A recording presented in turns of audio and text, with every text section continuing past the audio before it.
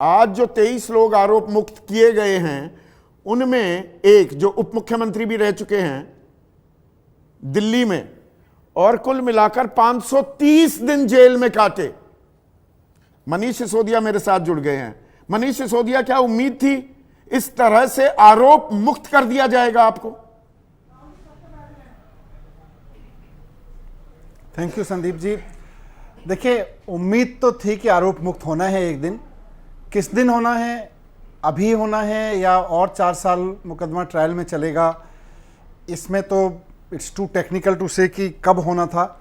लेकिन इतना तो भरोसा डे 1 से था और मैं पहले दिन से कह रहा था कि ये केस फर्जी है, इसमें कुछ नहीं है, ये केवल और केवल मोदी जी की एक साजिश है जो ईडी और सीबीआई की कलम से उन्होंने लिखी है।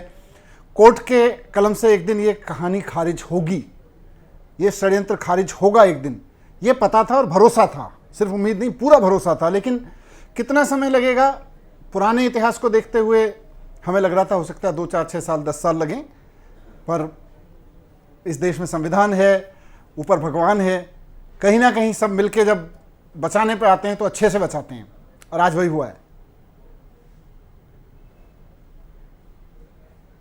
अरविंद केजरीवाल जेल गए, फूट फूट कर नहीं रोए, आज रोए। मनीष सिसोदिया जेल गए, 530 दिन जेल गए, तब नहीं रोए। पत्नी की तबीयत बहुत नासाज थी, कभी इसका जिक्र नहीं किया, आज भी नहीं रोए मनीष सिसोदिया। जेल ने दिल को, दिमाग को मजबूत बना दिया क्या?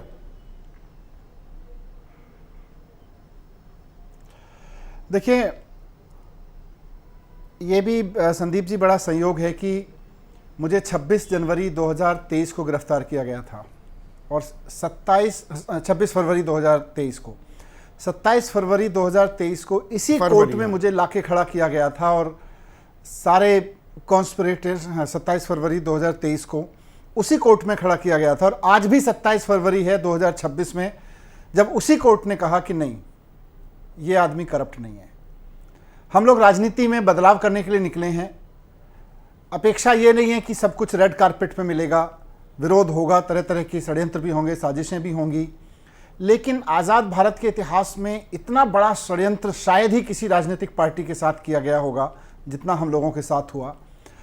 हम भी इंसान हैं संदीप भाई, हमारे भी दिल हैं, हम भी अपने परिवार के साथ रहते हैं, हंसी खुशी समय बिताते हैं।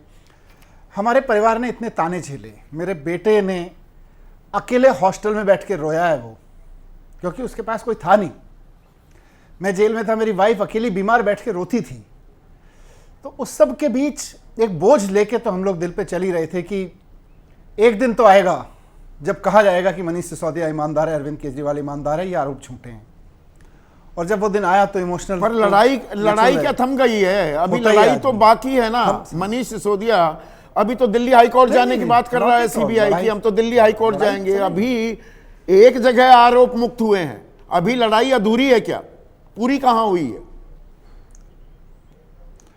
नहीं, लड़ाई देखिए खाली एक केस की नहीं है, ये लड़ाई तो लंबी है और हमने अपना पूरा जीवन इस लड़ाई के लिए लगाया है। इस देश में आज़ादी के बाद से लोग इंतजार कर रहे हैं कि कोई एक राजनीतिक पार्टी ऐसी आए जो कहे कि मैं सारे बच्चों के लिए शानदार स्कूल बना के देश खड़ा करूंगा, अस्पताल बना के देश खड़ा करूंगा, नौकरियां देके, व्यापार को आगे बढ़ाने के अवसर देके देश खड़ा करूंगा, ये भोकाल देके हिंदू मुसलमान करके देश नहीं खड़ा करूंगा, इनके आपस में लड़ाई करा के देश नहीं खड़ा करूंगा, पढ़ा के देश खड़ा करूंगा।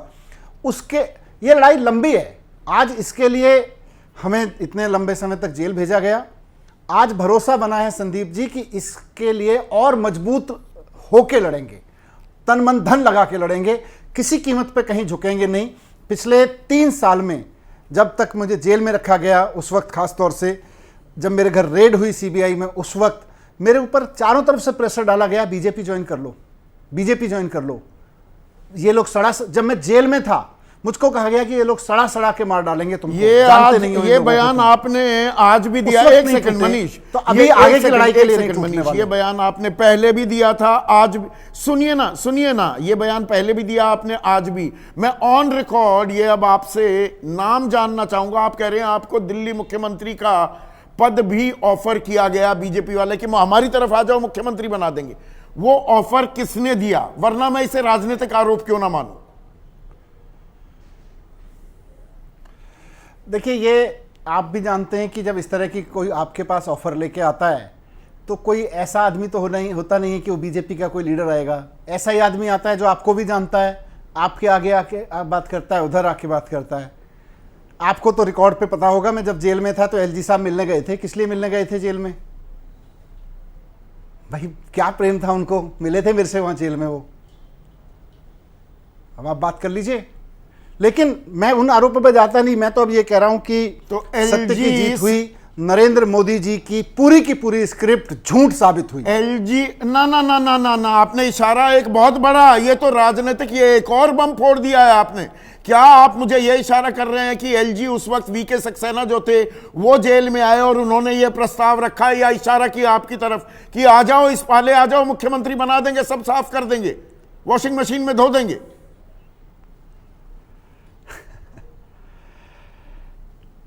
देखिए, अभी वो वक्त नहीं है उन सब चीजों का, इसीलिए मैं कह रहा हूं कि पिछले 3 साल में जो प्रताड़ना, जो ताने, नहीं, आपने कहा वो क्यों मिलने आए, आपसे मिलने आए थे? वो मिलने आपको प्रस्ताव देने आए थे क्या?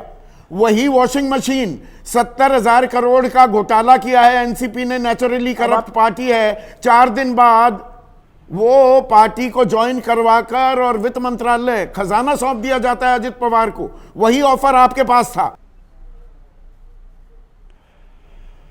इसीलिए मैं कह रहा हूं ना कि कोई एक आदमी हो तो मैं आपको कहूं, और जो आदमी अक्सर आए वो ऐसे ही होते थे जो मुझे भी जानते हैं, उनको भी जानते हैं। कोई बीच के ऐसे आदमी होते हैं, कोई कई बार हो सकता है कोई पत्रकार रहा हो, ऐसा आदमी आया हो जो उनसे भी बात करता है, मेरे से भी बात करता है, हो सकता है कोई और ऐसा आदमी रहा हो। तो मैं इसलिए कह रहा हूं कि वीके सक्सेना आपसे इन मिलने सब आए, चीजों में नाम वीके सक्सेना आपसे मिलने आए और प्रस्ताव दिया?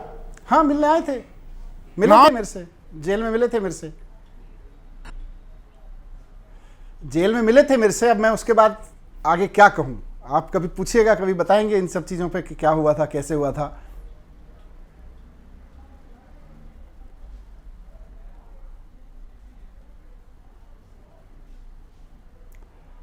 हेलो,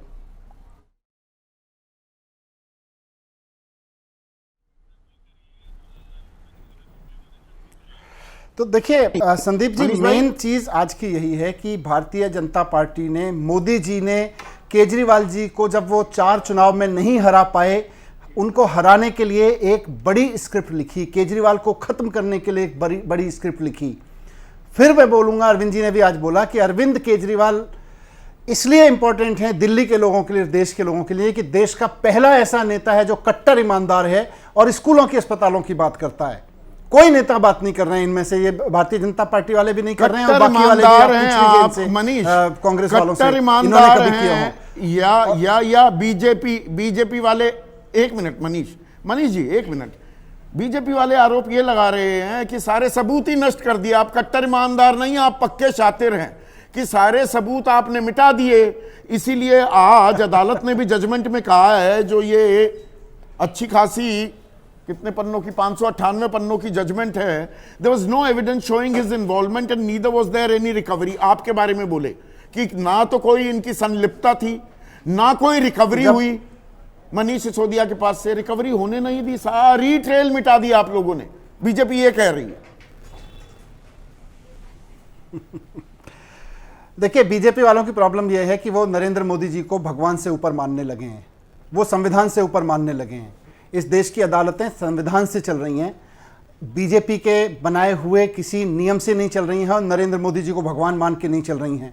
नरेंद्र मोदी जी ने सीबीआई का दुरुपयोग करके, ईडी का दुरुपयोग करके जो कहानी लिखाई, उसको आज अदालत ने झूठा साबित कर दिया। अब ये किस मुंह से कह रहे हैं कि अदालत झूठी है? किस मुंह से कह रहे हैं कि भाई हमने अरेस्ट जो किया था वो बिना सबूत के कर लिया था, हमारे पास कोई केस नहीं था, कोई तथ्य नहीं थे, कोई फैक्ट नहीं थे, बस ऐसे ही उठा के हमने मनीष सिसोदिया को, अरविंद केजरीवाल को, संजय सिंह को, सबको उठा के जेल में पटक दिया था और सालों तक बंद रखा था, सिर्फ ये इसलिए क्योंकि हमारे पास सबूत नहीं थे। ये मान रहे हैं ना आज, सबूत नहीं थे अगर, तो बिना सबूत, बिना तथ्य किसी को उठा के आप जेल में डाल दोगे और जब कोर्ट उसको बरी करेगा तो आप बोलोगे हाँ तथ्य नहीं थे, सबूत नहीं थे, क्योंकि सबूत तो मिटा दिए गए थे। कैसे सबूत मिटा दिए गए थे? अगर आपके हाथ सबूत नहीं थे तो फिर आपने उठा के क्यों डाला? आप इंतजार करते कोर्ट के ट्रायल का? आपने बिना ट्रायल के, बिना अदालत में मामला गए, आपने कैसे किसी को उठा के जेल में डाल दिया? एक सिटिंग चीफ मिनिस्टर को, डिप्टी चीफ मिनिस्टर को। कांग्रेस के पवन खेड़ा बड़े नेता हैं, एक मिनट मनीष जी, पवन खेड़ा वो ये कह रहे हैं कि हमें इस बात का पहले से अनुमान था। बीजेपी हमारे जो प्रतिद्वंदी हैं, आपको प्रतिद्वंदी कह रहे हैं, उनको मजबूत करना चाहती है। ये दरअसल वॉकओवर देना चाहते हैं आम आदमी पार्टी जी, पंजाब भी जीत जाओ, गुजरात में भी अच्छा करो, कांग्रेस को मत करने दो। फैसले का स्वागत करने के बजाय वो कह रहे हैं ये तो बीजेपी खेल खेल रही है, दे रखा मतलब है। आपको बीजेपी की टीम ही बता रहे हैं। कांग्रेस बीजेपी की बी टीम बनी हुई है गुजरात में पिछले 30 साल से। 30 साल से हमने वॉकओवर दे रखा है, असम में हमने वॉकओवर दिया है, पूरे देश में हमने वॉकओवर दे रखा है। कांग्रेस ने कर्म इस तरह के किए हैं, कांग्रेस ने इस देश के साथ इस तरह के राजनीति की है कि देश ने इनको खत्म किया है। हम पे हमारे ऊपर आरोप लगा रहे हैं कि हमने वॉकओवर दिया है। गुजरात में हम तो अभी इसी साल जा रहे हैं चुनाव लड़ने, पिछले साल चुनाव लड़े थे, उससे पहले 30 साल से आपने हराया बीजेपी को। आप में हिम्मत ही नहीं है। दिल्ली में आपने पूरे देश में इन्होंने बीजेपी को वॉकओवर दे रखा है और उसके बदले में बीजेपी ने ना तो राहुल गांधी को अरेस्ट किया, या न्यायपालिका को, जांच एजेंसियों को पॉलिटिकल विचन पर लगाने में जहां विपक्ष को लामबंद होना था, विपक्ष ही बिखर रहा है। विपक्ष की धुरी तो कांग्रेस है ना मनीष। ये वक्त था आप एक साथ होते, यहां पर अलग अलग सुर भी आने लगे। संदीप जी, सबको देश के साथ खड़े होने की जरूरत है और मैं नरेंद्र मोदी जी को भी कहना चाहता हूं और कांग्रेस को भी कहना चाहता हूं कि इस देश को इस तरह की टुच्ची राजनीति की जरूरत नहीं है। इस देश को अच्छे स्कूलों की जरूरत है, इस देश को अच्छे अस्पतालों की जरूरत है, नौकरियों की जरूरत है, व्यापार की जरूरत है जिससे देश आगे बढ़े। ये टुच्ची राजनीति की जरूरत नहीं है। और आज का फैसला अगर कोई संदेश देता है और उससे कोई राजनीतिक पार्टियां समझ सकती हैं तो ये समझें कि अब इस देश में सीबीआई और ईडी के दम पे राजनीति बंद हो जानी चाहिए। अपनी राजनीतिक रोटियां सेकने का काम सीबीआई और ईडी के दम पे बंद हो जाना चाहिए। सीबीआई और ईडी के दम पे स्कूल बनाओ, अब ये राजनीति थमनी चाहिए। चलिए, लड़ाई अभी लंबी है। एक जगह आप आरोप मुक्त हुए हैं, पर ये आगे कितनी लंबी और चलेगी, इसके असरात और होने वाले हैं। मनीष सिसोदिया, आप जुड़े, इसके लिए शुक्रिया।